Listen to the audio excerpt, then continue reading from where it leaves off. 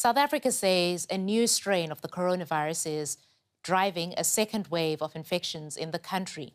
Experts say the new strain appears to be more infectious than the original virus and that cases are spreading faster.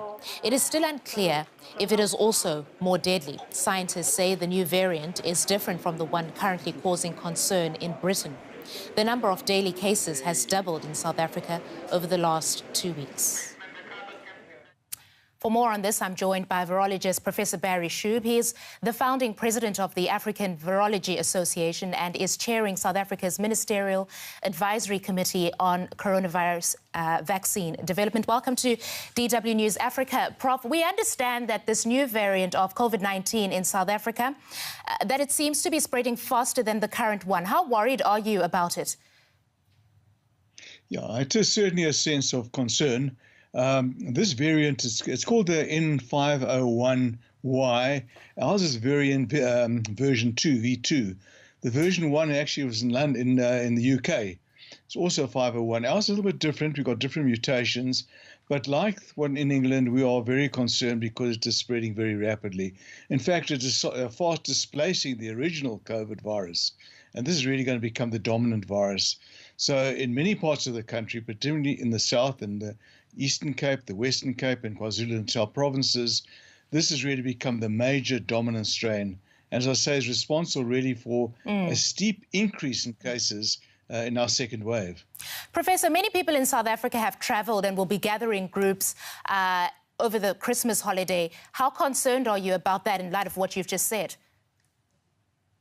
Yeah, this is the problem. We actually were anticipating a second wave later probably in January, February. It's come a lot earlier for two reasons. One of them is that we had a big super spreading event in what's called the Rage Festival. This is when the students who finish their high school, they have get-togethers, and many thousands of these students get together, and that's probably initiated the epidemic. And now this new strain has actually amplified it, and this has really become now the dominant strain. So should the government tighten restrictions? Yeah, well, they have. They are increasing. They have increased some restrictions, but you know, it's a balancing act. They've got to balance what people need for their livelihood as against controlling the disease. So it's the old lives versus livelihood equation. So they have increased some restrictions, but balancing it against to keep the economy going. And what does the discovery of this new variant of the virus mean for vaccine development, Professor?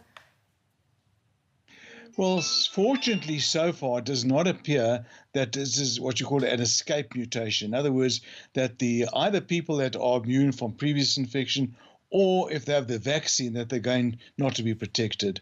It doesn't seem to affect that part of it. The vaccine does appear to be effective so far. There are studies which are ongoing, but hopefully it will demonstrate that it is not affected by any changes in antigenicity. In other words, the vaccine identity. All right, that's Professor Barry Shube speaking to us in South Africa. Thank you. Thanks, Christine.